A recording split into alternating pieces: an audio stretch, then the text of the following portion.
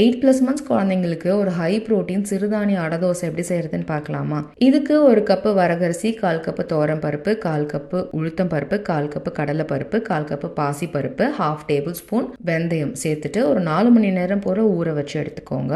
4 காஞ்ச மிளகாய், 1/2 table spoon சீரகம், 1/2 டேபிள் ஸ்பூன் மஞ்சள் தூள், கொஞ்சமா கட்டி பெருங்காயம், ஒரு கைக்கொத்து கருவேப்பிலை சேர்த்துட்டு தேவையான அளவு கல்லுப்பும் சேர்த்துட்டு கொஞ்சமா தண்ணி ஊற்றி அரைச்சி எடுத்துக்கோங்க. இது நல்லா மைய அரைச்சி எடுத்துருக்கணும். இது நான் 2 பேட்சா நான் அரைச்சி எடுத்துக்கிறேங்க. இது நல்லா கலந்து கொடுத்துட்டு ஃப்ரிட்ஜில் எடுத்து வச்சுருங்க. இந்த மாவு வந்து புளிக்கக்கூடாது. இந்த மாவு புளிச்சா நல்லா இருக்காது.